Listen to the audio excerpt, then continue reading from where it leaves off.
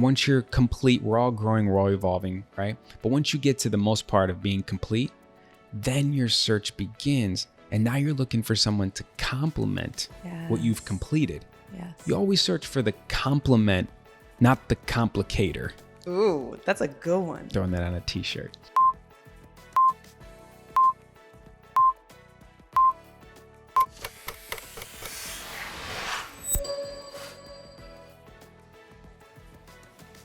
What's up, guys? Welcome back to another episode of Who Can Relate. Today, as always, I have a very special guest for you, but this one in particular is really special to me because she was one of the first people who got me into podcasting and made the idea go from fun to actually reality, and here we are today. So it's me paying homage, and it's very fitting that she's here.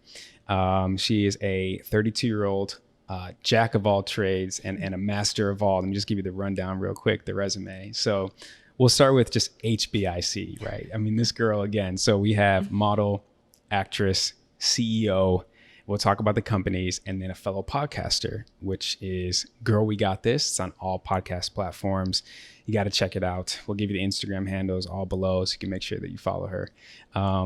But nonetheless, I am extremely grateful that she's here. I'm grateful for all that she's shown me along the way and taught me. And she is just as beautiful on the inside as she is the outside. So without further ado, Miss Laticia Rolle. That was the best intro ever. Word? Okay, yeah, cool. low key. I was like, that's yeah, me. that's you. That's me. That's you. I appreciate you. Hey, Thank you. I before we get into it again, seriously, you like really, you've been my mentor. You've been like my role model. Like, what would Laticia do in this whole, with a lot of things in life, but mainly like this profession, Mm-hmm. It's a lot. So you've always been there for me. I'm always like nervous to text you or call you to ask a question because I'm like, she's hella busy, but like, I need to know this. And I'm only always she here, knows. dude.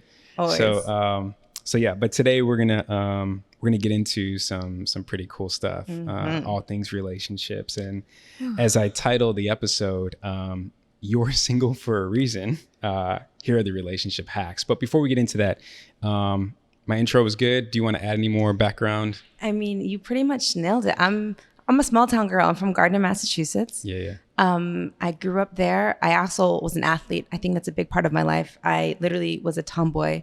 I slept with my basketball. I used to wake up at 6 a.m. before school to go play basketball every morning. I got a scholarship. I went to college in Florida. Yeah. Hooped there for 4 years, blew up my knee, and then I started modeling. Right. So the paths have changed. I've lived in Miami and South Africa and New York. Yeah.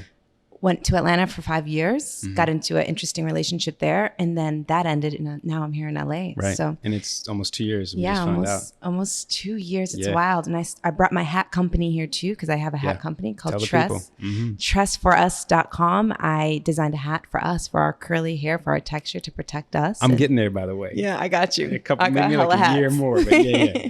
Yeah, so that's me. For sure. Yeah. And we met, as I'm doing the math, we met like right when you got here. Literally. Or maybe you were like in transition. I think I had just found my apartment here because when I first moved, I stayed with my sister. Yeah. And then I found an Airbnb, and then I wanted to find like the spot. In LA, apartment hunting is a thing. For sure. And I booked the job, and that's how we met. Right. Okay. We met on set. That's right. And you were looking. Yes. Wow. Okay. Man, time flies. It's crazy. And I'm super grateful our paths crossed. I remember when I met you, there's just a different vibe. There's a different energy is probably the better word. I remember being like, man, this girl, like, she's just so dope. Like you meet models and they just kind of do modeling and or like some whatever job.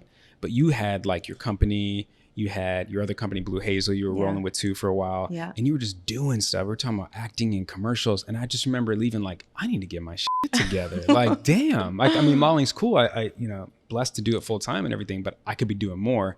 And here we are. Yeah. So I'm super excited about this episode. So let's kind of get into it. So again, all things relationships. If you don't mind telling the people and the fellas watching, what your current situation is. I'm single. Okay. I am very single. Okay. I was actually a quarantine breakup. I had a quarantine breakup. Let's talk about it. A COVID-19 breakup. Man, Facts. that's the first I've heard of that. Actually, which I'm sure there's a lot. You I know there's a lot. But yeah, I'm single, and I'm happily single actually now. I like that. I like that because there's happily married, Yes. happily single. Yeah. For some people, there's happily divorced. But Honestly, yeah. But yeah, so okay, a little bit more background about your relationship dating situation. Longest relationships, hardest / maybe worst relationship, which in turn obviously would be your biggest lesson. Yes. Let's talk about that a little bit. So I want to start by saying everything is happening for you and not to you.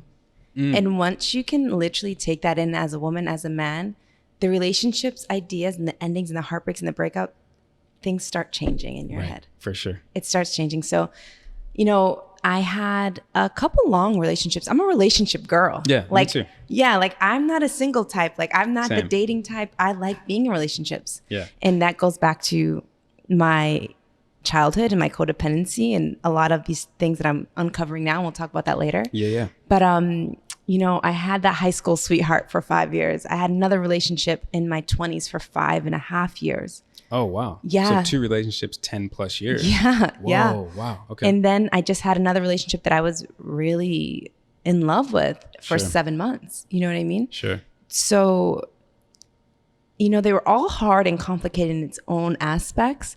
I would say the relationship in my 20s was the most life-changing and the most, I learned so much about myself. Thank you for saying yourself. Yes. Thank you. Yeah. About men. I learned so much about humans. I learned so much about business. I learned so much about money. I learned so much about career. I learned so much about other people that are very successful. I learned so much about, it was like Everything. a course. Now when I look back at it, I'm like, School that was in relationship. session. Yeah, I was really in session. But those are the best. I mean, at the Yes. end of the day, like no one wants to go through heartbreak. No. one wants to go through financial struggles or anything along those lines. But again, if you can just channel your mindset to know, okay, it's happening for me, not to me, Yes. right? And it's happening for a reason. Yes. Let's try to gather as much information as we can on our way out to not make the same mistake twice. And we'll get into all that. But so you're single today. Yes. And I mean, I don't know if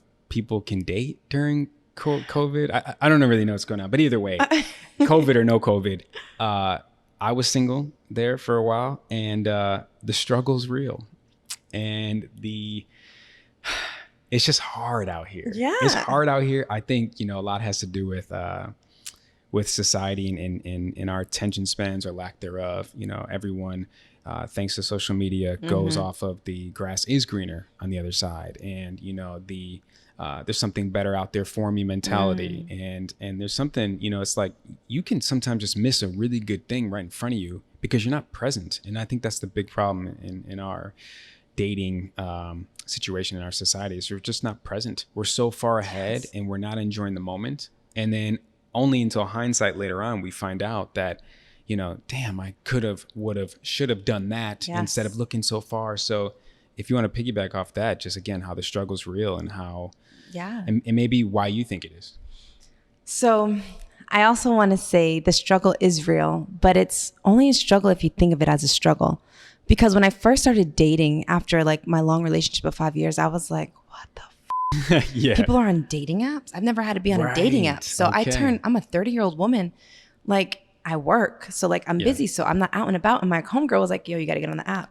Yeah. So obviously I get on Raya, like the LA dating app. And I'm like, I didn't even know what that is. No it's- worries. It was a dope experience. Raya is like a membership. You got to get referred in type of thing. Yeah. Okay. I didn't even know what it was until like one of my homegirls was like, yo, can you get me in? It's like a thing. I'm like, what? What do you mean it's a thing? I need a plug. I had no idea about Wow. dating apps. And it Okay. was such a weird experience. And I'm like, I was doing it when I was bored. Sure. And it was a struggle because I'm like, what am I doing? It's like a video game. Yeah. Like, Swiping. Yeah, that was a struggle for me because I'm a Sure. very in-person person. You know that, Absolutely. like an energy in the field, but like Yeah. I was new to LA. I didn't know what was going on. I wasn't out and about. I wasn't Sure. partying. Plus you're busy. Yes. And I work. So I was like, let me try this dating app thing. So that was a struggle. Then I made it fun. Then I was like, I'm not going to make this a struggle. I'm going to have fun with it. Yeah. I'm going to enjoy it. So I have fun with it for a minute. And Yeah. then I got actually in a relationship off the dating app. Oh, off it. Okay. Yeah. All right. Okay. I did.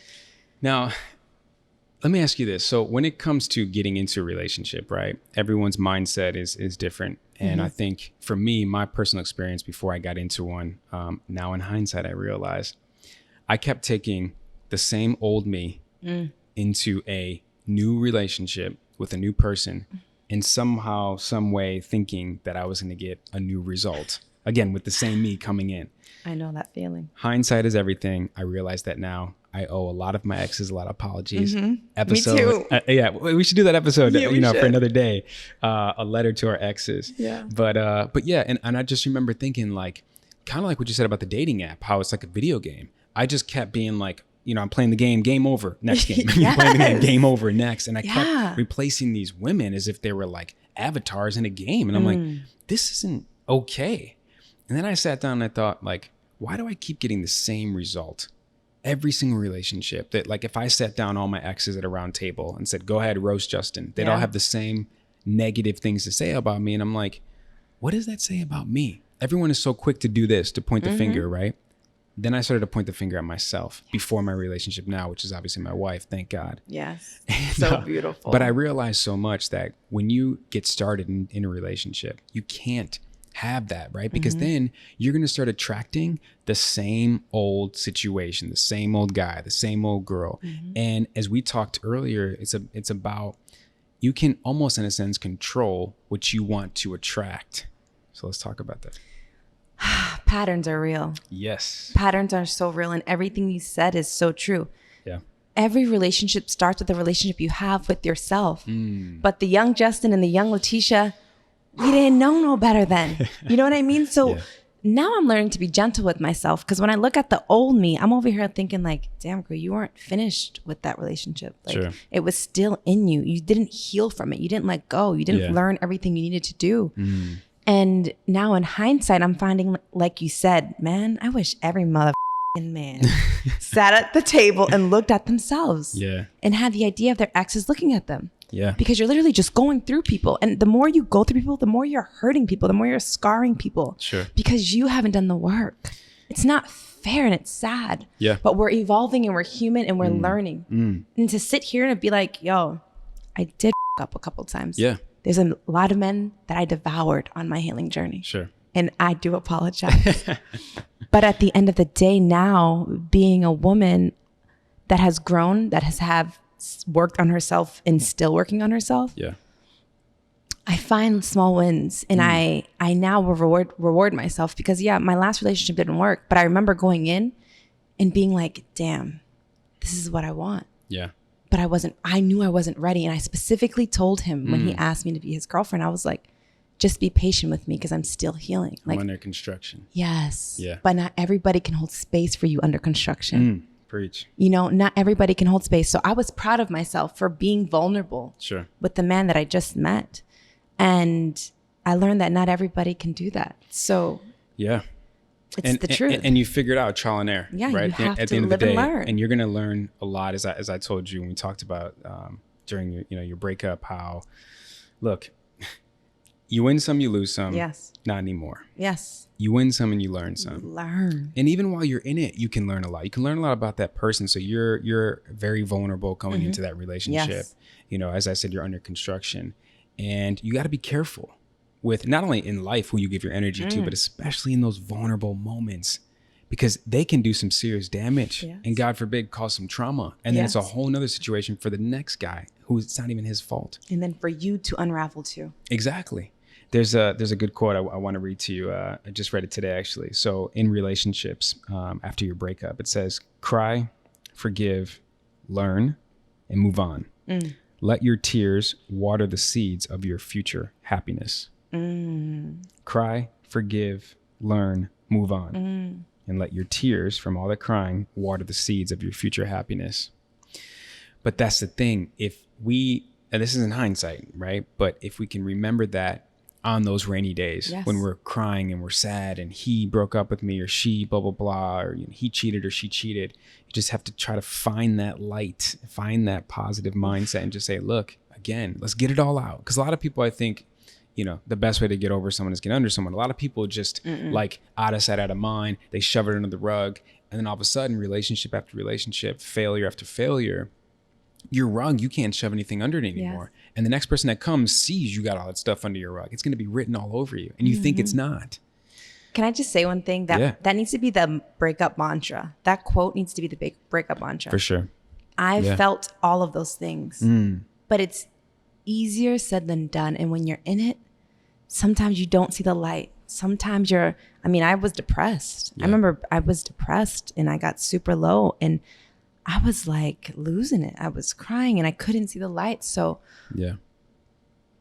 have that mantra, that quote that you just said, Justin. Everybody needs to have that heartbreak mantra and like just repeat that when they're going through, because that is one of the toughest.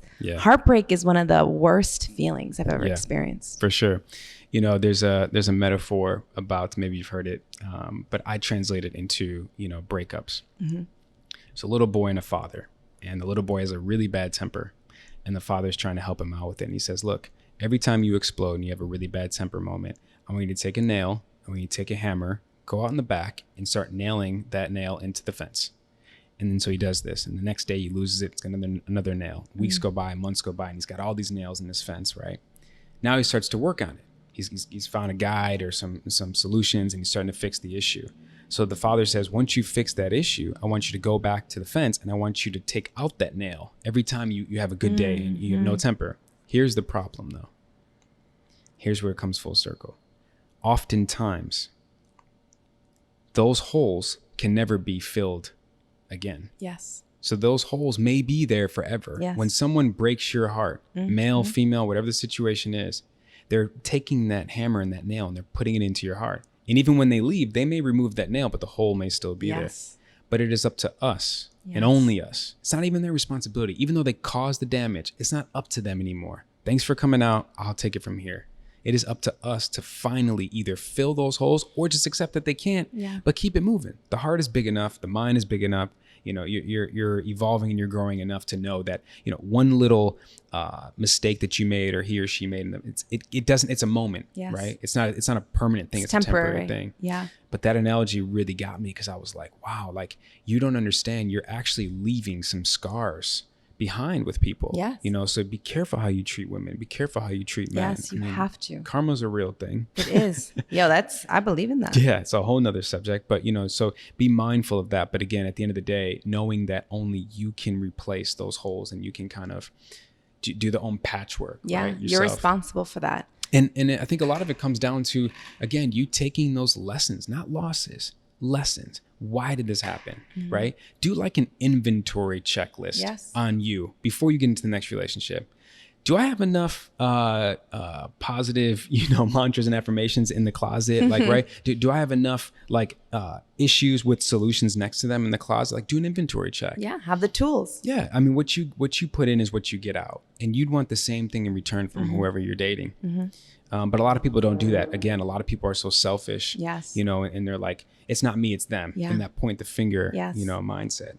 I also want to add to that too, like we have to take responsibility for self and also responsibility for the point that we allowed that person to affect us the way it affected us. Yes. We gave them the power to make us feel this low and this sad and this anger because you're the only person that has control over your feelings. For sure. So in love, that's natural. Yeah. It's inevitable. But like when you can get into this clear mind, I gave him the power to hurt me.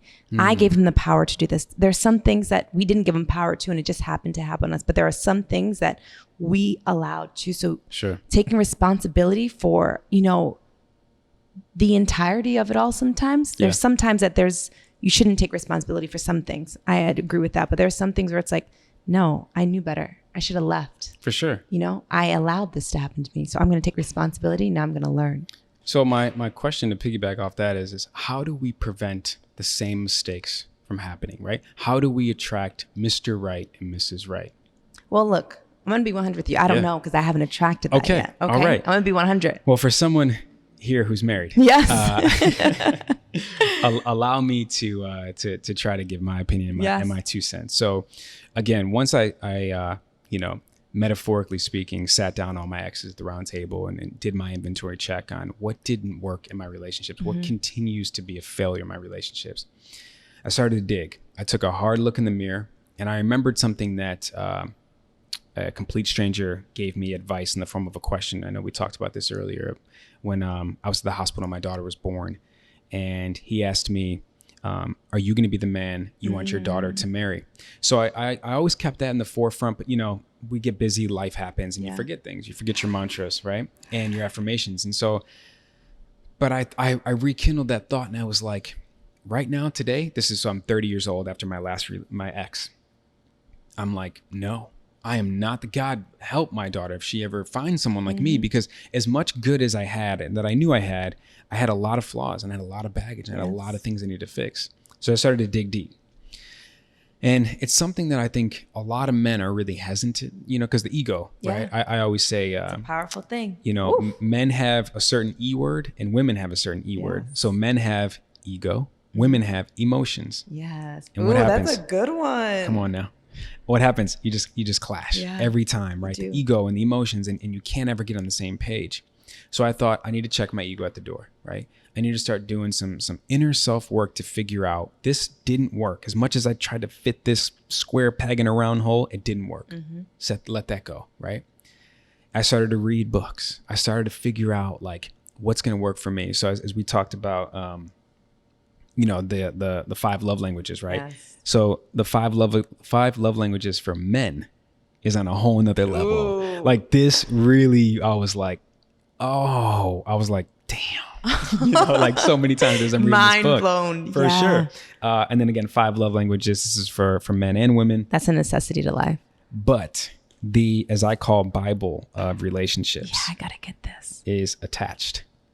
This book goes over 3 attachment styles. Again, most men are avoidant. He's not calling me back. He won't answer my text. Most women are anxious. Girl, well, he's not responding. And what am I supposed to do? And should I call him? Should I text? Right?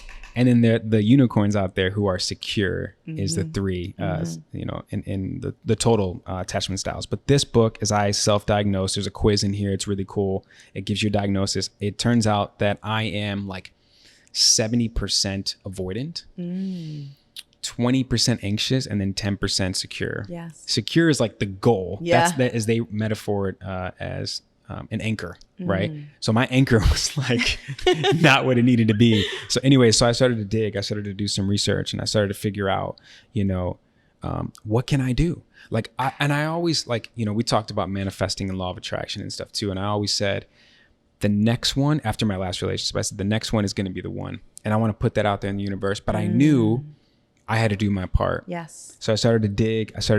I tried to make sure that my must-have list was in check, but then my must-not-have list was like at the forefront. So a little bit about this, and you can hop in, is that when you're in your early 20s, mid-20s, early 30s even, a lot of men and women have this fantasy world of, my must-have. Got to be tall, got to be handsome, got to be 5'6" as a girl, brown, whatever the case is, right? But then as you get older and you trial and error and you go through it, you're like, actually, I just hope they have a really good job.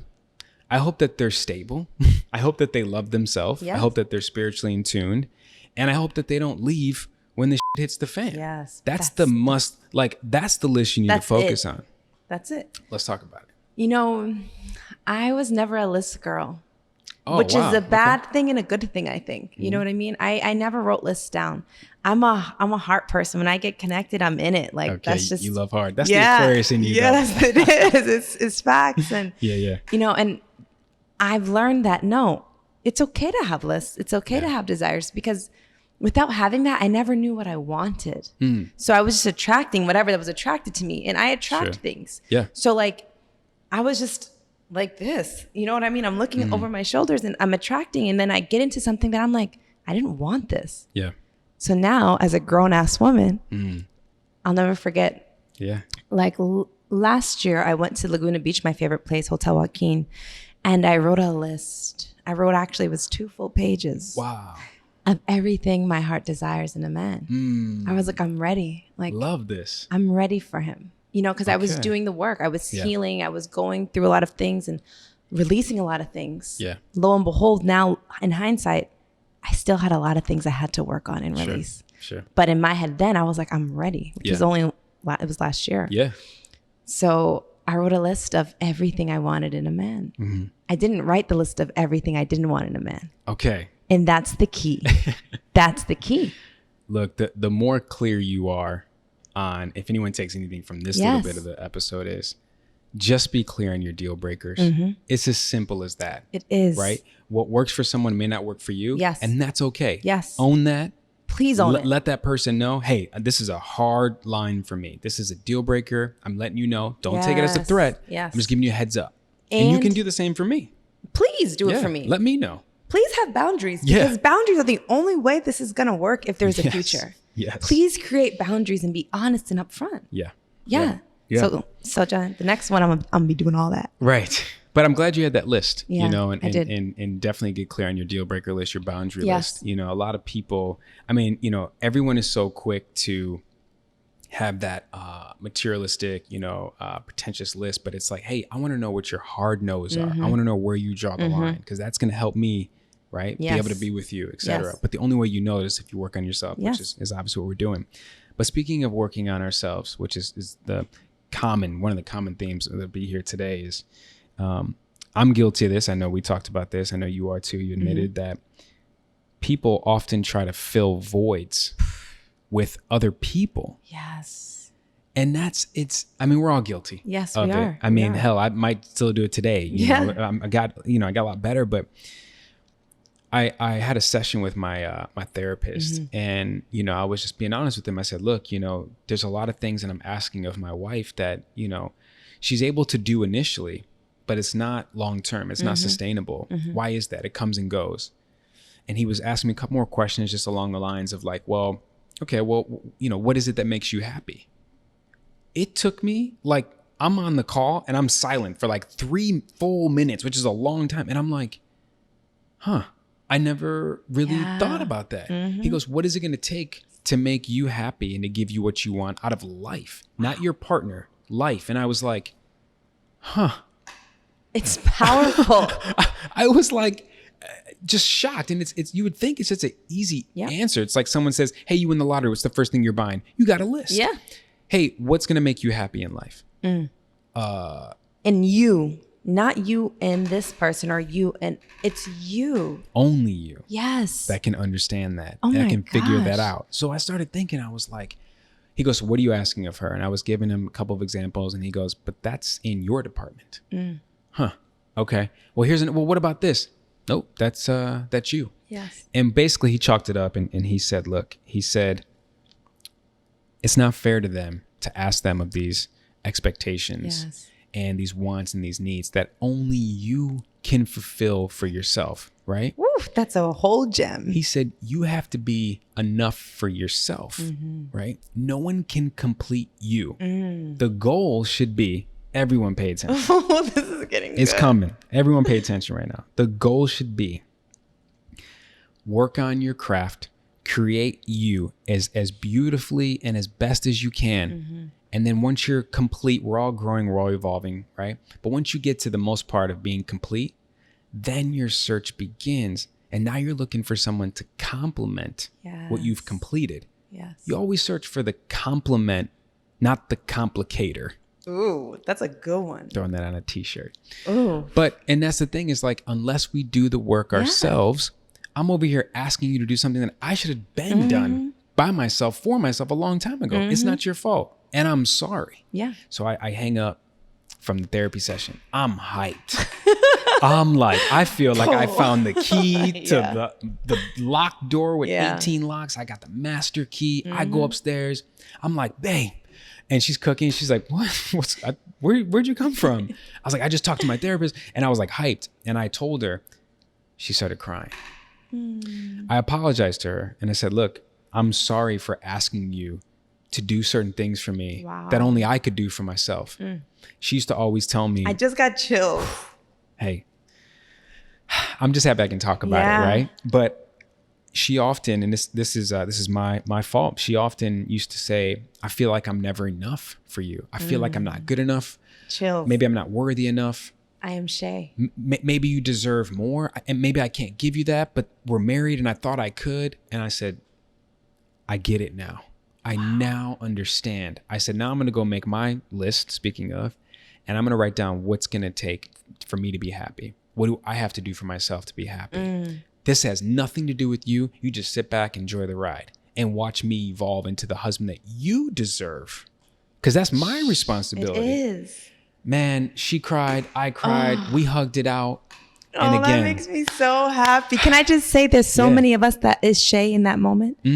I felt like that in so many spaces. Okay. But the man that I was dating isn't adjusting and wasn't there yet and wasn't in therapy or refused therapy. Yeah. So I was always confused, and that feeling of not being enough. Yeah. Oh, that hurts. And I mean, I was there too, Yeah. right? And I mean, a lot of people are insecure, right? I don't want to stereotype, men are more or less than women. No. Everyone's insecure in their own right. 100%. And I remember being, again, in my last relationship, and hopefully she'd admit this one day if she's evolved to this point, but she was really insecure. And she was asking me to do things for her that I'm like, I mean, I can definitely try. But in my head, I'm like, I know it's not going to last. Like, only you can do this. And I said, insecure, it's within, it's in the word. Literally. And I'm like trying to lead a horse to water and they're just not drinking the water. So I was like, okay, it no longer serves me. You got to let it go. But again, that sucks when you feel like you're not enough for that person. When you try and you put in the blood, the sweat, the tears, and the time, because that's the one thing we don't get back. I can rebuild my heart. You can rebuild your mindset. We can rebuild ourselves. We can get back in shape. We got relationship weight on us. Shake that off. Yeah. But you can't get time back.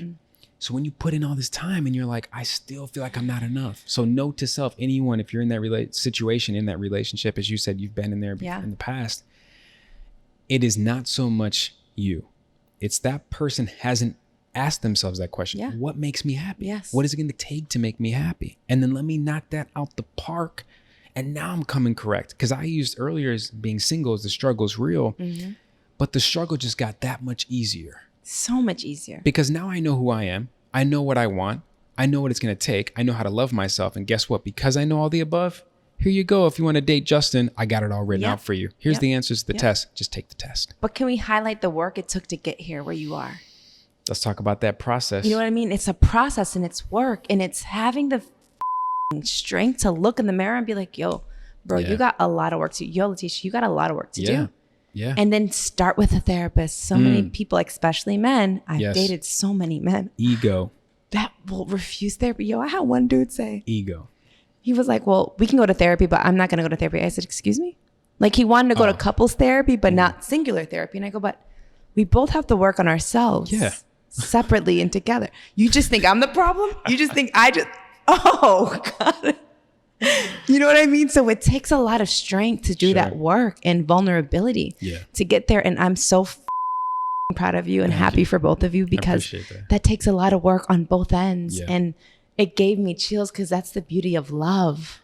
Breaking down and being like, yo, I up. Here it is. And it's okay. Yeah. And to her to accept you and understand you. And you guys literally just continue. That was a moment. Not giving up on each other and but doing the work, doing the work and putting everything else down. Be like, yo, this is me. I need to fulfill me. Yeah. I'm there now. And it's a beautiful thing. Kobe said this in his his Jersey retirement speech. He gave a whole speech about his career and accolades. And then he talked to, the girls, rest his soul. And he said, to my daughters, he said, I want you guys to know that all those early mornings I used to wake up to practice and to train and to work out and to do rehab and therapy and all those long nights and early mornings, he said, that's a part of the process. And the process is actually the most beautiful part. The journey is actually the most beautiful part of it all. But see, a lot of people just focus on the end of the road, right? A lot of people on social media are like, I want this. It's like, okay, cool. Well, if you want this, just so you know, there's like a 3,700 page curriculum on how to get this. It just doesn't appear. You got to put the work in, you got to put the time in. So that moment that Shay and I had in our kitchen about my bad, I'm sorry, I apologize, I love you. It is not about you. I have to get this together. Stop thinking you're not enough because you are. We took that brick because it was a huge brick and we just put that on top of our current foundation that we're building. But a lot of other, things that I realized in part of my self-work is, and my therapist was quick to remind me, he always goes, Justin, it's back to your childhood. Yeah. It's back to your childhood. Oh, yes, it is. And all this childhood trauma that it's funny. The word trauma, I never really used. I mean, we've all had our fair share of, our relationship with our parents growing up, and no one had it easy, and everyone had their own problems. But I never, attached the word trauma to it. But it's a real thing. Childhood trauma is a real thing. And what he's often told me, he said, a lot of times what you're asking of Shay is actually something that you are asking of your mom. So you want Shay to be your mom in a sense. One example, and I'll let you get into it. During quarantine, as we all learned a lot about ourselves, let alone when you live with your significant other, right? Shay's working from home and I wasn't modeling, and I was in the works with all this stuff, but I had a lot of time on my hands. And I'm like, she's in the other room trying to get some privacy and get some stuff done. I'm like, babe, come entertain me, come sit with me, at least just work next to me. I just want to be with you. And she's like, babe, I work better solo on my own. Can you understand that? And I was like, I used to get mad. I'm like, you work too much. And here's crazy now that I hear myself, God, she's a saint. I said, I don't like the way you work. I told her that. I don't like the way you work. She goes, what? Listen to yourself. I said, I don't. Like a little kid, like I'm pouting. Yes. I don't like the way you work. What do you mean? I said, well, I wouldn't work that way. And she's like, this isn't your job. I'm not telling you how to model. Long story short, I realized that I used to be so sad and upset that my mom, being a single mom, bless her heart, would not really be there with me at home. So I'm like, who's there to entertain me? No one's there to entertain me. So now I'm asking my wife, some 25 odd years later, do what my mom could never do today. Yes. What? But again, thank God I did this work. But I want to talk to you about a little bit about this and about your childhood. Yeah. You could use the word trauma or not, but maybe with your dad or your parents. Childhood trauma is a thing. And once you get to that level of healing, you'll start doing the shadow work. And the shadow work is all in the child. So when you go back and you really start unraveling things, like, I have my mom and dad with me. I thought I have 5 siblings, big family. Yeah. I thought I had a great family. Yeah. Now, I'm like, now that you're older, there was a lot of things that weren't okay. Curtains unveiled. But we didn't know any better. We only know what we're taught. Sure.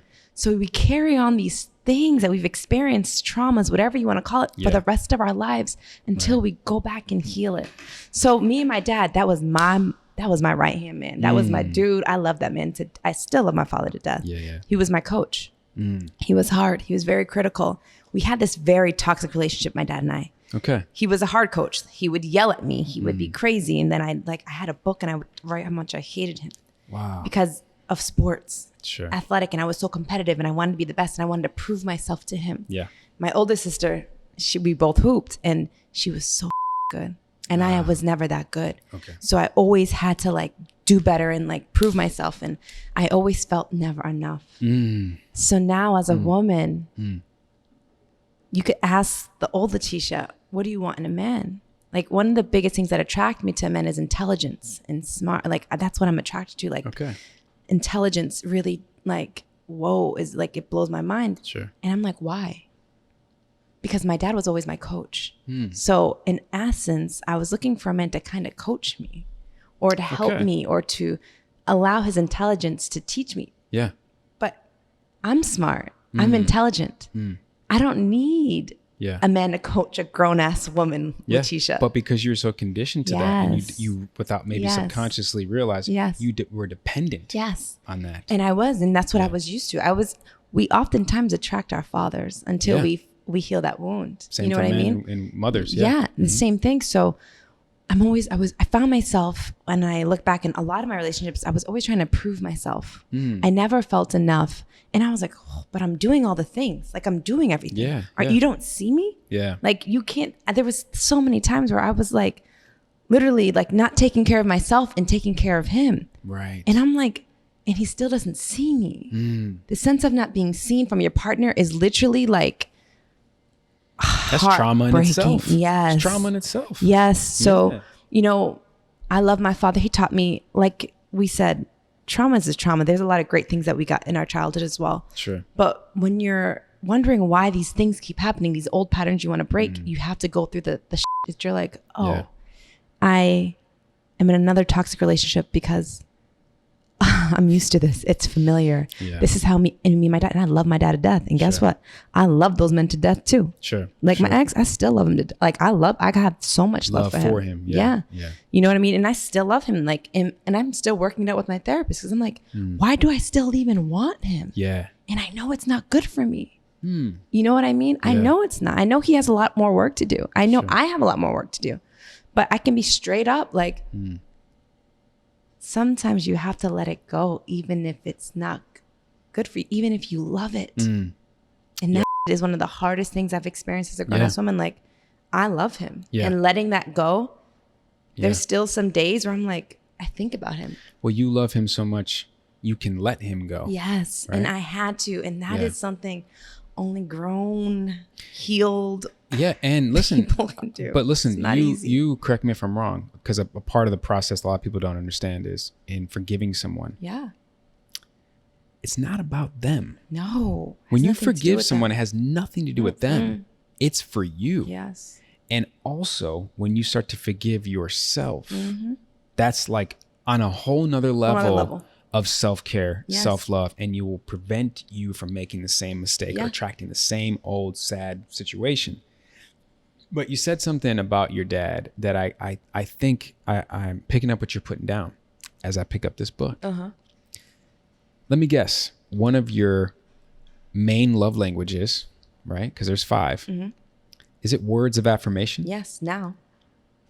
So in your childhood, all you wanted, correct me whenever if I'm wrong, all you ever wanted from your dad was, I'm proud of you. Yes. Good job. Yes. Right? The positive, not so much the criticism, right? Even though it's constructive and, you know, he was looking out for you, he had good intentions. Yeah. But words of affirmation for you is probably huge because you lacked it your entire life. It's powerful. And as a woman now, you know what's crazy though? So because of men that I've dated in my past, they would always give me gifts, right? And I thought that's what I loved. So I dated a different type of men in my past where like they would give me gifts and I thought that was my love language.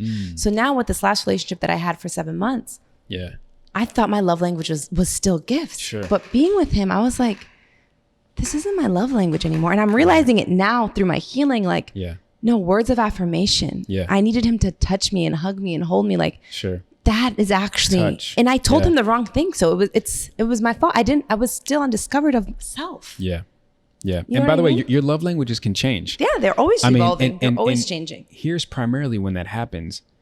It usually happens when you're with the right person. Yes. My love language, my receiving was always gifts. My mom, bless her heart, with all due respect, bought her love for me. I used to get, you know, if I got a good grade on a test, she'd get me a new pair of shoes. If I did good at my basketball game, she'd give me a new PlayStation game, you know, but that's how she was raised. And that's how her parents, and it's a lineage thing. It's all lineage. And so, It's you know, all lineage. not to segue or get off track a little bit, but once my love languages changed per se, and now we work beautifully together with our love languages, still work in progress.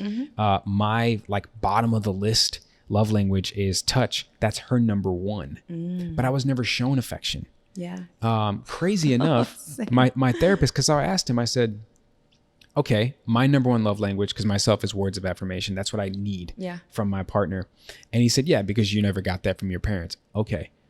But I never got affection from my parents, but I don't seek that. Why? And I don't have the answer. Right. And you know, if you don't, that's fine too. I'm still trying to figure it out. But again, I'm like, that's really interesting. But sometimes when we don't receive things, we don't ever know how it feels. So why would we want it? Right. We've never experienced it. We don't know how it feels. So why would you want something you don't know? Right. You don't know what you're missing. It's like starting this podcast. Yeah. You don't know. You wouldn't have known how incredible and invigorating it was to your soul until you started it. Exactly. Unless you try. Yeah. For sure. So this is a good segue. Yeah. Speaking of trying. So when you try to start dating but you're under construction. Yes. Again, you're vulnerable at this moment. And you're like, well, I'm not going to be single forever. You don't know unless you try. Let me get out there, right? They're not just going to be special delivered like Amazon to your door, right? But you got to be careful when you're vulnerable. Yes. You have to be careful when you're under construction. Yes. Because that's when the Mr. and Mrs. Manipulator can come knocking on your door. And now they're with your little boxes that you have and what I need initially and to go on the next date or the next couple of dates or, you know, they start checking those boxes. But it's like don't fall for the trap, right? And here's the thing, you got to be careful because they can, it sounds like your last relationship, when you are vulnerable, your grandma passed away, right? My grandpa, yeah. Sorry, your grandpa passed away. And you're like, seems like a really great guy, but I just don't feel like this is the right time. But, you know, here he comes. And then you guys fell into your world when your cycle that wasn't healthy and everything that happened. And you just have to be careful that you don't fall for what you thought was the right person at the wrong time. Timing is everything. Yes. And I knew it, but I didn't want to let him go. So I take responsibility in that, because if I had enough strength at that time, which I didn't, I was very vulnerable. I lost my number one man of my life. I knew I needed time for myself. I needed space, but he couldn't receive that. Right. He needed me. Like and that's just how he was. And I was like, I can't let him down. I put his needs before mine, which you can't do.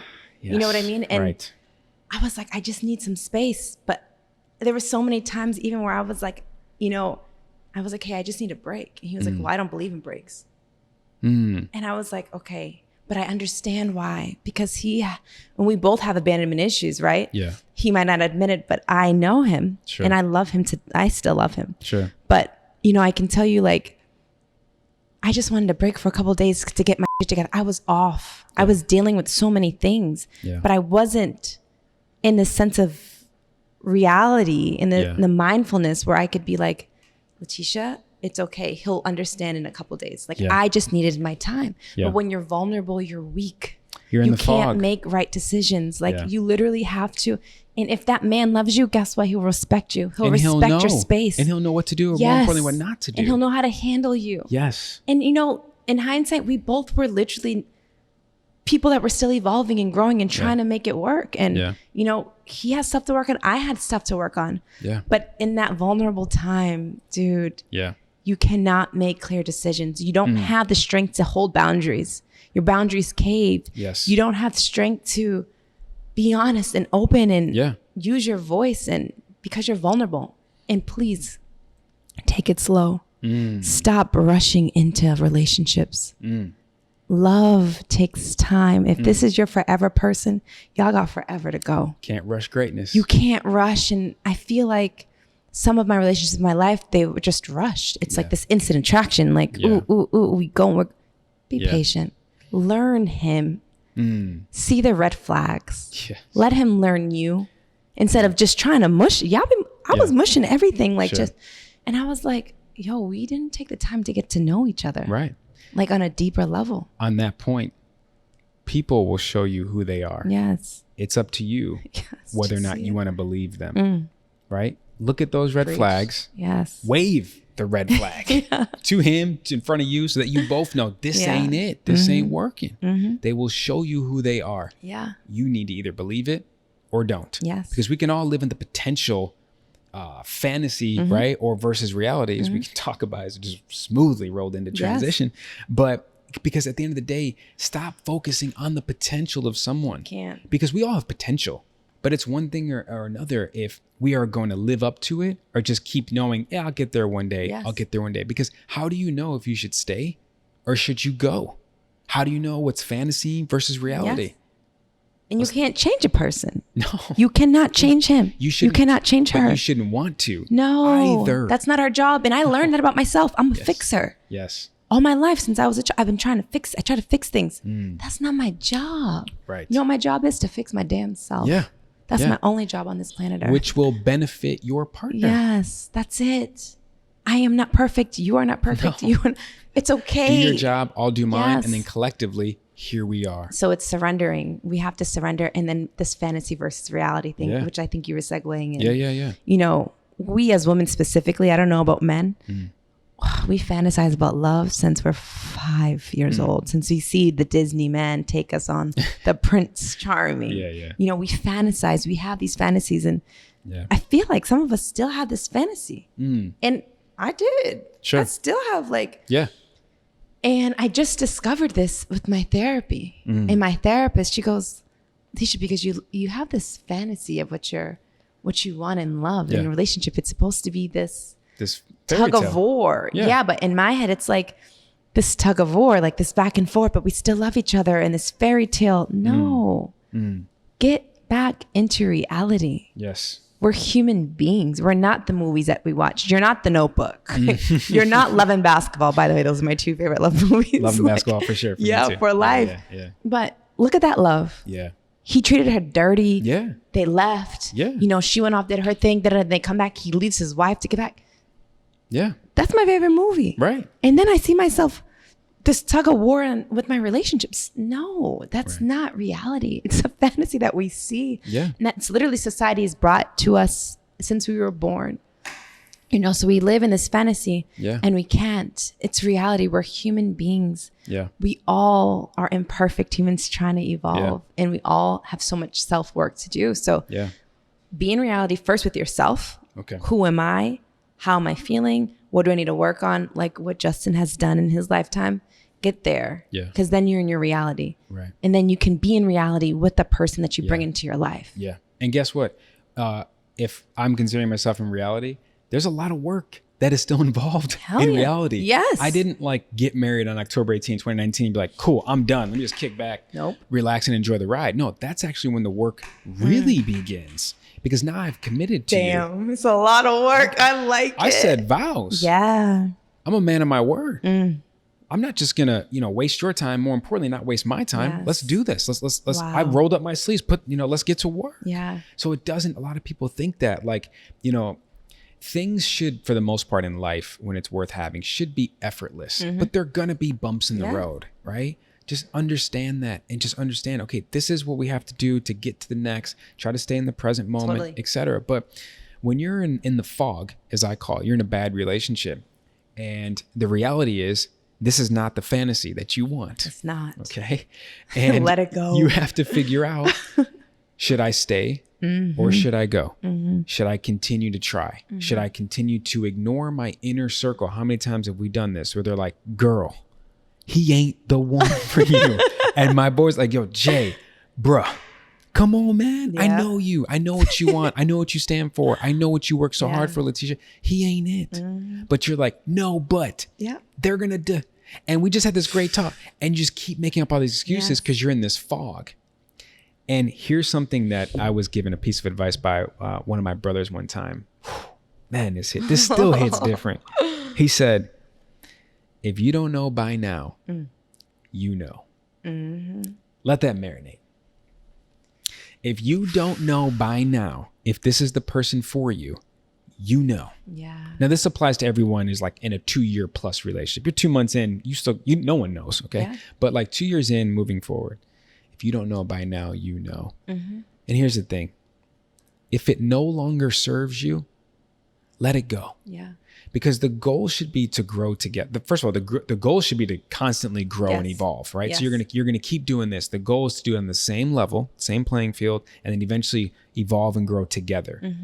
But if you grow apart, it's okay. It no longer serves you. It did when you were 25. Yes. But now you're 30. Yeah. Hopefully you're a totally different man or woman.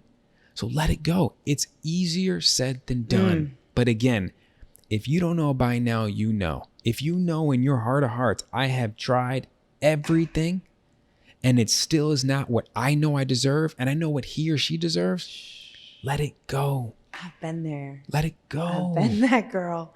And letting go is one of the hardest things you have to do. Yes. In all aspects of life. Yes. Work, family, relationships, love. Like, it's hard. But once you trust yourself, once you understand, once you do the self-work, your intuition, and women, we're blessed with it.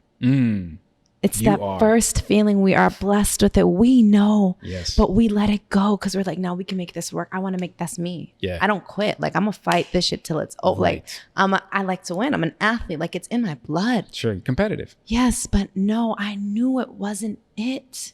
And you can't force the issue. You can't force it. Forcing it's just gonna cause even more heartache and pain on both ends. And resentment. Oof, the R word is the worst word. But look, we can sum that part up maybe with this. As I have given many friends, male and female, the best advice I can when they're going through it, and they're like, I don't know if I should stay, I don't know if I should go, I don't deserve this, and I bring it to the basic principle, just plain and simple, simple and plain, and I say, what advice would you give your daughter or son who is going through what you're going through? And they're like, whoa. Mind blown. Whoa. It's because so powerful. Take that advice. Yes. Take that advice.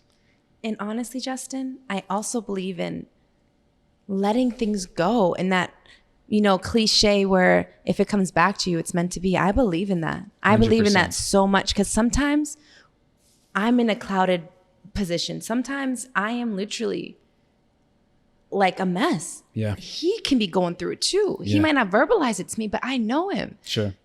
Sometimes it's okay to take a break. It's okay to separate sometimes, because during that separation, you're going to know, like, damn, that's it. Like, I need that. Because when you're in it, sometimes you're like, you can't, it's too much. The emotions, the feelings, everything you're going through. Yeah. It's heightened. Right. Take a break sometimes. Breathe. Let each other go. Take a step back. Yes. And if it comes back, damn. It's meant to be. It's meant to be. And that's one thing I've learned this year. And whew, it's a journey and it's hard, but you can do it. If I can do it, you can do it, first of all. And it's okay. You have to let it breathe. And during that time, work on yourself, focus on yourself, get yourself to that level. Yes. For you and only you. Yeah.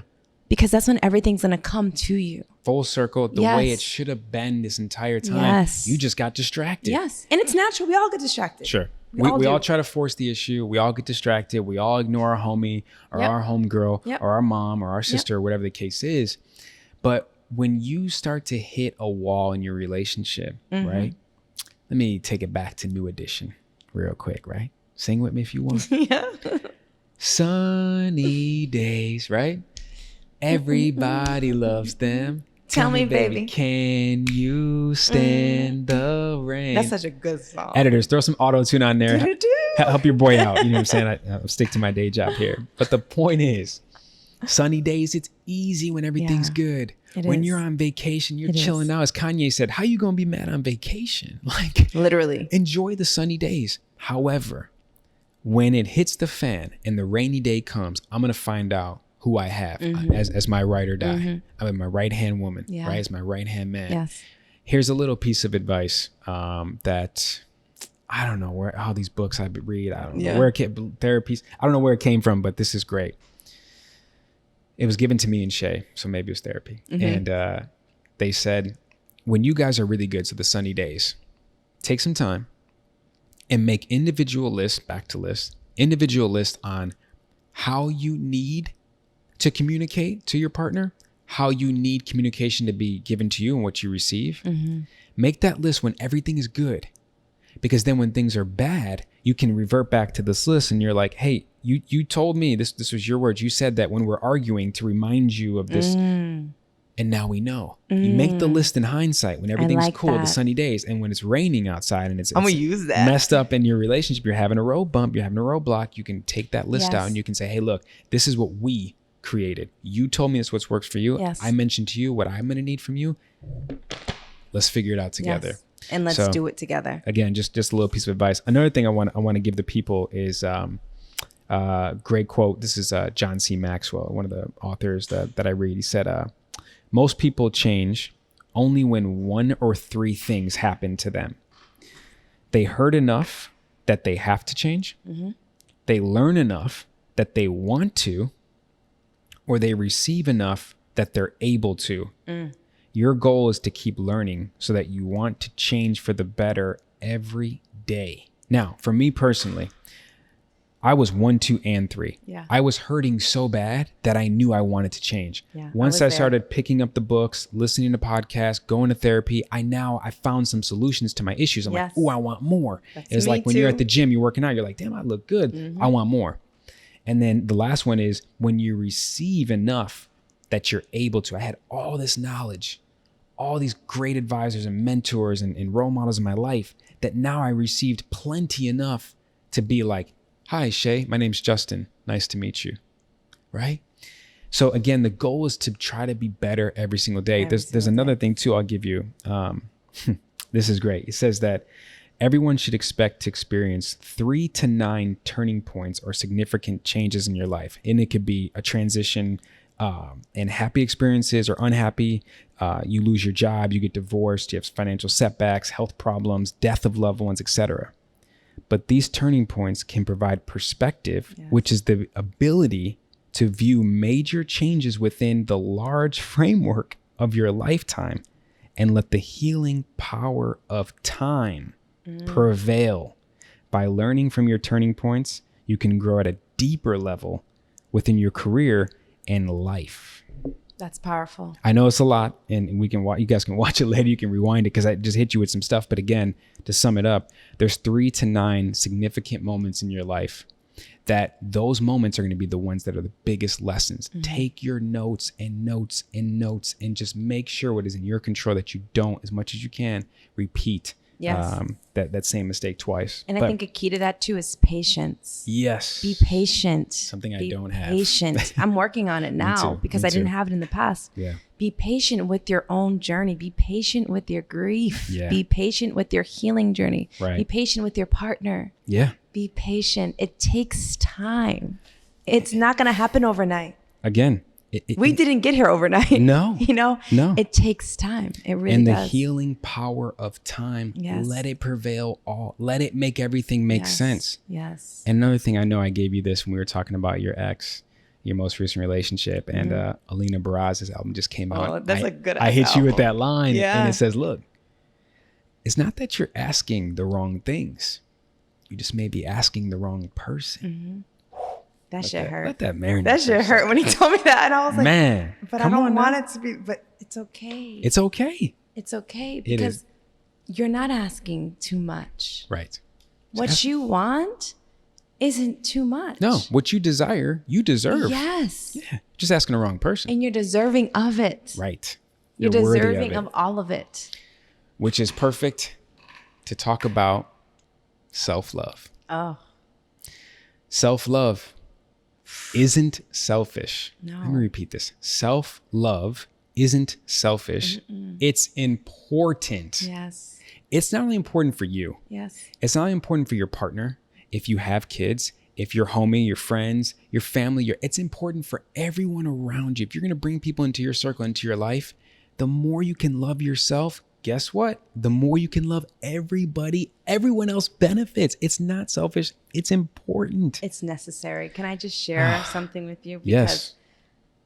I had a moment where, and I was dating someone, I started loving myself and I started having these boundaries. I mean, it was the beginning of me like setting boundaries and feeling good about things.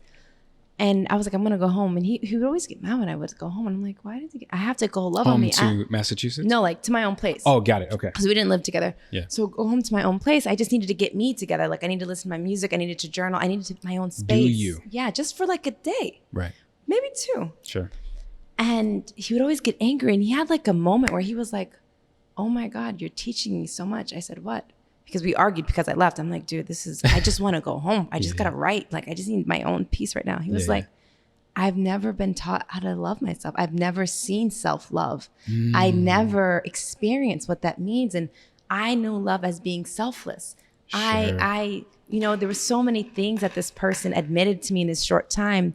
He was like, I'm just manipulated that situation for you to love me, to feel loved. And I was like, wow. And it was like this golden moment that him and I had. And I was like, wow, this is like amazing. And then he was like, I never was taught self-love. Most aren't. We aren't. And I personally wasn't either. I learned from my past experience of losing myself and breaking literally into pieces that I had to love myself so I could love him. So now looking back, I'm like, damn, he didn't love himself. So how the hell is he going to love me? He can't. He literally can't. He cannot bless his heart. He can only love me as much as he's aware of what he's seen, what he's witnessed. But like he was able to learn that, like from me. And good for him. It's not selfish. Yes. Good for him for not so staying for mad him. at you. No. Finally go home and then not taking anything from it. He literally was like, damn, like you're teaching me. And he thanked me. And I was amazing. like, we had this really special moment. And I was like, love yourself. Like, I want you to love yourself so much. Sure. So we can get deeper, so we can better communicate, so we can literally love harder, so we can be more intimate together on deeper levels. Yeah. Right. Let me tell you, man and woman, you want somebody that loves themselves first. I only want a man in my life that loves himself. Preach. So he can love me. Preach. So he knows what it is. And I mean, unfortunately, a lot of us weren't loved the right way growing up. We never saw it growing up. Right. And it's tough and it's hard. And when you are at this point, you're like, holy shit, it's okay. Yeah. Now you can learn. Yeah. Now you can learn. It's not selfish. No, it's important. It's necessary. Yes. To keep relationships. Yes. And to love fully and unapologetically.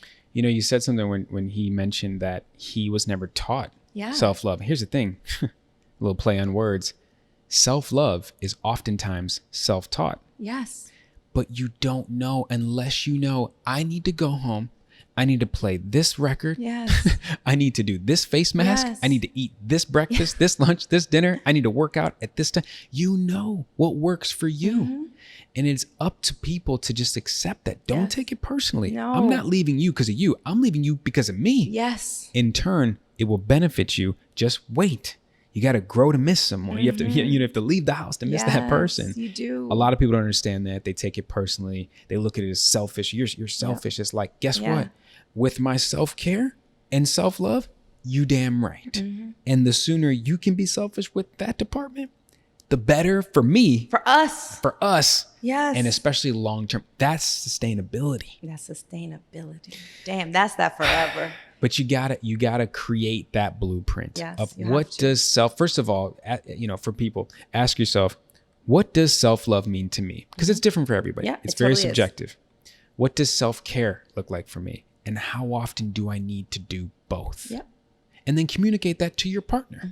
You know, I used to, when the beaches were open and stuff, I would run at the beach every Sunday at noon. And Shay knew that was my time. When football's on, Shay knows Sunday is, for a lot of people, it's the Lord's Day. It's the Lord's Day for me too.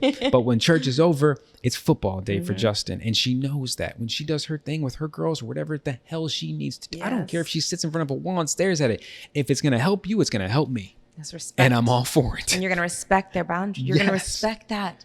And love that about them. Yes. And not make them feel bad for wanting to do these things. Yes. That's growth. That's evolution. And here's the thing too, for people who are very selfless, as Shay is, and if she was here, she'd admit it. One of my other therapists told me one time, he said, people who are selfless, they can be so selfless that they actually become selfish with their selflessness. Ooh. I'm going to repeat that for the people in the back. If you're extremely selfless, you can be so much, in fact, that you actually become selfish with your... No, go ahead. No, go ahead. Take the time for yourself. Don't say no to me. I'm sorry. I can't butcher this. Yes. Don't say yes to me if that means saying no to you. Yes. Don't say yes to someone else if that means saying no to yourself. Don't. What? No. How is that the answer, Sway? That is not the equation. I used to be extremely selfless. I know that feeling. I know how it feels to feel selfless. And then you just start molding. Yes. And you start losing yourself. And you know why? Selfless. Think about the word selfless. Yeah. No sense of self. That's what it derives to me. And in the past, guess what? I had no sense of self. Preach. I literally had no sense of self. And then I was like, yo, I got to find me. Yeah. And this is it's going to take for the rest of my life. And I'm willing to take this journey. Be patient. It's literally, I'm back in school and it's about me. It's this curriculum of self. And sign me up for those classes. Forever, every day. That's a forever class I'll always take. Right. And stay in it. And it's not wrong to love yourself. No, it's important. It's necessary, as you said too. So as we wrap up this, I told you guys relationship hacks. They were coming. You're single for a reason, but hopefully not for long. It's a choice too. Being single is a choice. Exactly. Understand that. Yeah, for sure. Thank you for clarifying that. As we wrap up, I would love to ask you what do you want people to take away from this episode, this conversation, and more importantly, what do you really think people will be able to relate to? I mean, we said a lot, we talked about a lot. Yes. What do you think? One thing that I think we all need to relate to is that we are all human. Our exteriors are all different. We look different, we act different, but our interiors are all the same. Yeah. You know what I mean? Like we're literally all this, we all feel, we all have the same internal system. Yes. So honestly, learn yourself, take responsibility for self. Yeah. Stop blaming the other person. Start taking responsibility for every part of you that hasn't healed yet. Take responsibility for every person you might have hurt. Take responsibility for not knowing, damn, I'm projecting on my partner right now. It's okay. Yeah. Surrender. Let your ego go. And just, if anything out of this talk, I wish that you can relate to the fact that we're always a work in progress, you and me. And be okay with that and embrace that. We are not perfect. Perfection does not exist. Right. And it's okay. Be okay with not being okay. And that's okay. Yes. And know that we all have work to do, and we're all working. Justin and I sitting here, we're only here because of work that we've done and that we're still doing. For sure. I'm still having mind-blowing moments, and I'm okay with it. Same. I was a selfless girl. I broke. I had heartbreak. I'm just getting over I've been depressed. I've been that girl. I've been cheated on. I've been like, we've all been there. Yeah. And there's no shame in it. It's a part of the journey. It's a part of my life. It's a part of your life. It's a part of our life. Yeah. If I can just piggyback off of some of that again, and just lastly, as I said, as part of the journey, as I mentioned earlier with Kobe giving that advice to his daughters. Yes. The journey is the most beautiful thing of it all. You know, when I'm 80 something years old, laid up and can't really do much, I'm going to be reflecting about everything. Right. And my biggest fear in life is regret. I don't want to have the regret of, you know, could you imagine if I kept taking the same me into a new relationship, expecting new results? Yeah. I would regret that to this. I'd be single. Yeah. I'd be alone. That'd be terrible. You know, another thing I want to make sure people remember too is that time alone is essential for self-improvement. Yes. Again, you said essential. Yes. Be selfish with your time. Be selfish with your self-love, your self-care. Make sure you're aware of Mr. and Mrs. Manipulator, right? Catch them before they catch you. And I guess mainly for men, you know, I want you guys to understand that, you know, I guess I went against the grain for a second, you know, as far as, you know, men don't talk about their feelings. Men don't express their feelings. Yes. You just ignore it and you man up and you figure it out. Yeah. I got this. I'm going to force the issue. Wrong. Yeah. Thank God I had my epiphany, my one of, you know, those 9 experiences where they're life changing. Thank God. And I thank God for my last ex. I'm so appreciative of her now. I forgive her. I forgive myself because I learned so much. And in fact, now I know in hindsight, that whole relationship was just grooming me to become a groom. Yeah. Oh, that's sweet. On my wedding day. I love that. And now here I am. I'm a married man. This was a bucket list thing for me, but more importantly, it was just I knew at a certain point in time that I had to be the one in my lineage of family, my history of my family, to break the chain. Yes. I am not going to mistreat women. Come on now. I'm not going to mistreat women. I am not going to keep pointing the finger. I'm not going to stick in this stubborn way and it's not me, it's you. And I'm not going to do it.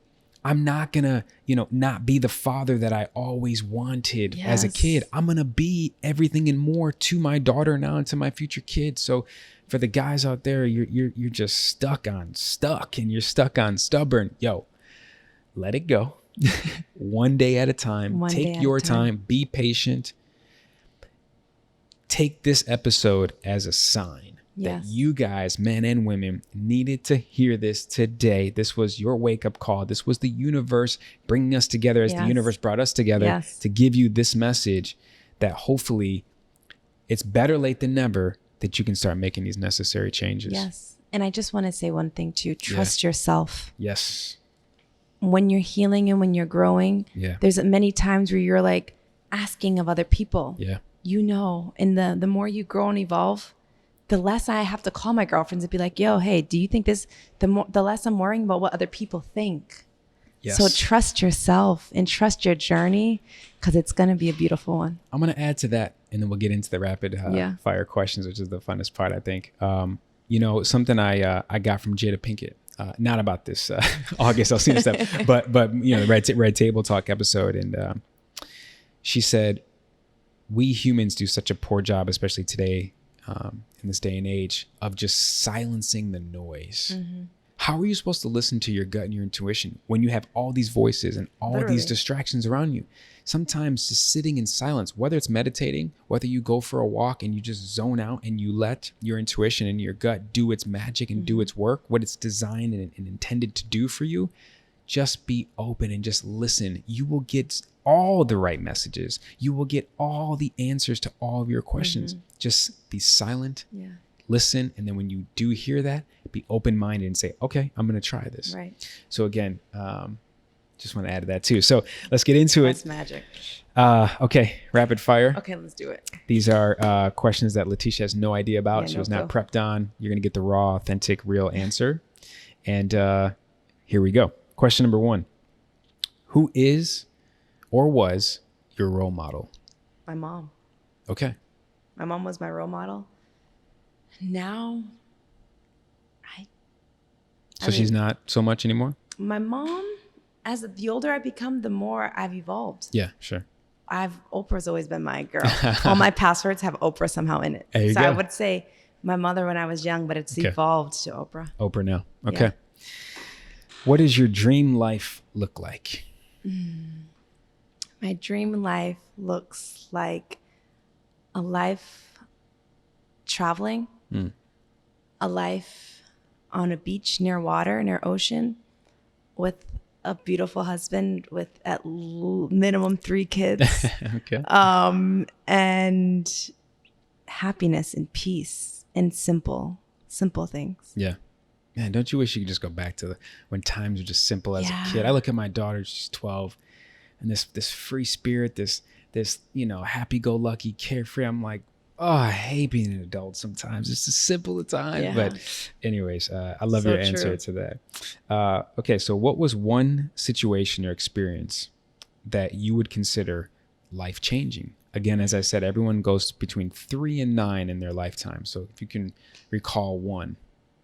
I think losing my grandfather just recently. That was the first time in my adulthood, I lost somebody that I've loved so much, but I took care of him in hospice until the last day he died. So I watched this 6'3" strong man crumble in front of me every single day. I saw him delusional. I saw him on meds, and I saw him just breaking and falling. Damn. And it showed me life. It showed me how the strongest things can break. It showed me that we all have really bad trauma. We're human. Mortal. We're all going to die. Yeah. We literally will all die. Sure. And it was life-changing. It changed my whole mindset about living and loving and death. Yeah, and not taking things for granted. Nothing for granted. Accepting what you can't accept sometimes, but then controlling what's in your control. That's deep. I can only imagine you seeing this real life superhero, for lack of a better term, be helpless. But as I'm sure you often reflect on your amazing memories, I'm sure you guys had in the times, and you always have those, which is amazing. 2 more questions to go. This next question is a selfish question for me when I ask you, because it's actually it's a question for my daughter. As a man, I can only do so much for a woman, and there's going to be a lot of questions I'm asked I don't have answers to. So selfishly, I want to ask you on behalf of my daughter, what advice would you give your teenager self? I love this question. I would tell that young girl, you are so powerful just the way you are. You are beautiful just the way you are. You do not have to change how you look. You do not have to change how you feel. You don't have to make yourself small. You don't have to literally dim your light. Right. I've dimmed my light since a child. I dimmed my light in sports. I always made myself smaller. I was always beautiful exterior, and I was always judged, so I would change my looks. Sure. No. you're made to be you, powerfully you.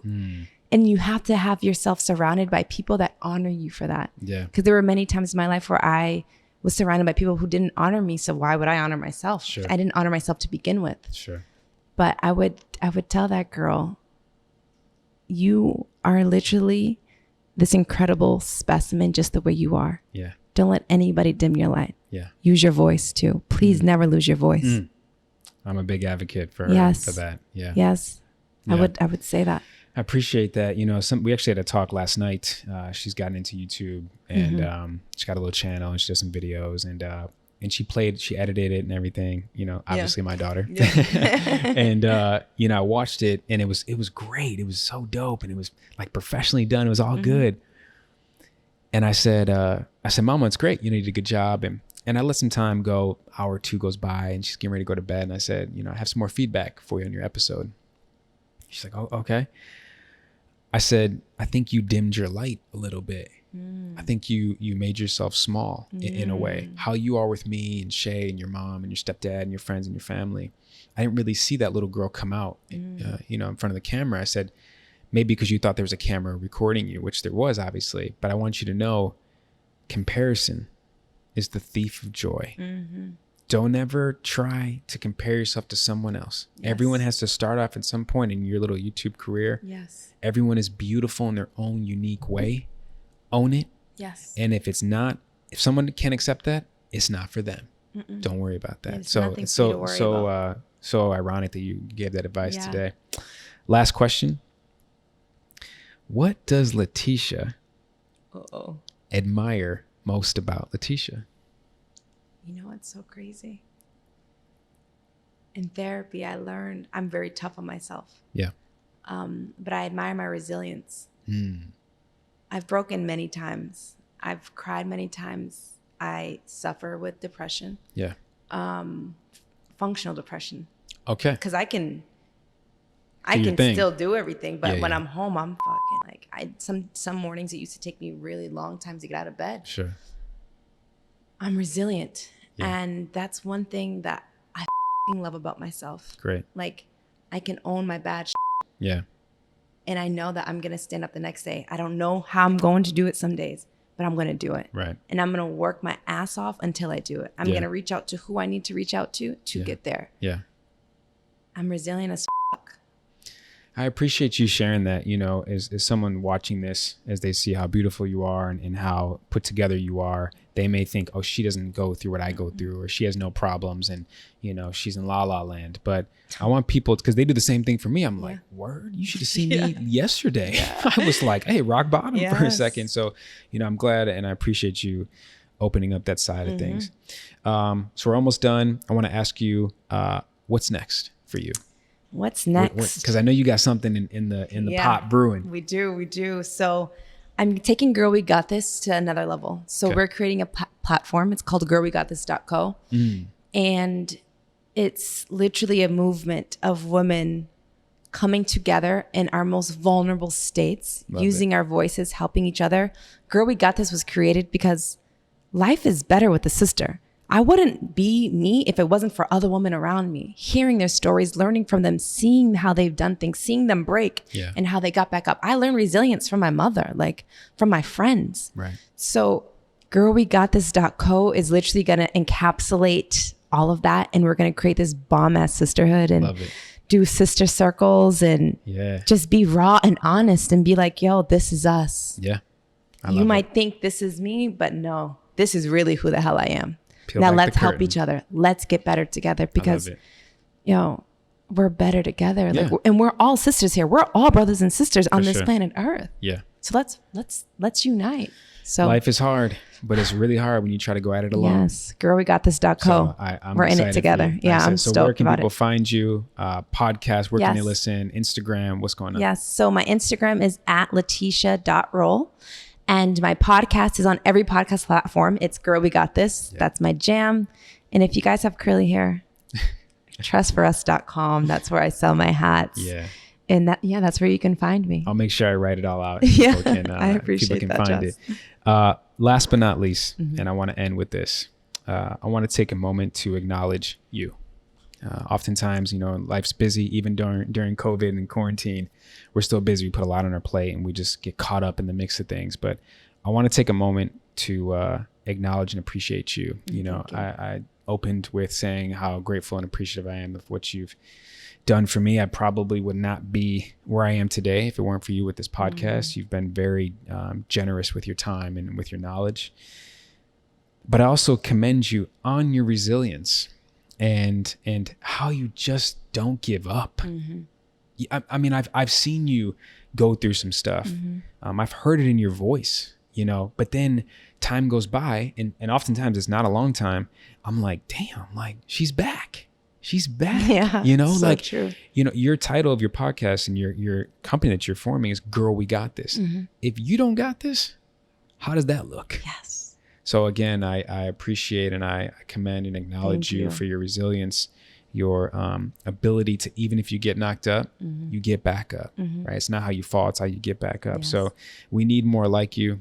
Thank you. This has been a long time coming. I was really looking forward to having you wherever, however it was, because this again is me kind of paying homage to you, so I appreciate you. This is going to help out a lot of people. Yeah. I want to say something before you close. Yeah. Thank you for seeing me. Yeah. I think one of the innate things that all of us humans really want is to be seen. Yeah. And for me as a woman that is a beautiful woman, sometimes I'm just seen as that. And there's so much more deeper. And when we met, like you seen me, like who I was. Yeah. And that doesn't come often. So I appreciate you for seeing me, like me in all of me, and for this opportunity to help all these people. Yeah. You're going to kill it. I'm so proud of you. Thank you so much. And again, I wouldn't be here if it weren't for you. So again, guys, if this helps you in any kind of way, please feel free to share it, rewind it, take your notes, do whatever you have to do. Take our years of experience and trial and error into an hour and change of an episode. And hopefully you don't have to make the same mistakes that, we had to make, but luckily we're here and able to talk about them and turn them into lessons. So thank you so much again for being here. I appreciate it. And I can't wait to do this again. Yeah, I'm proud of you. Thank you. This was awesome. Thank you.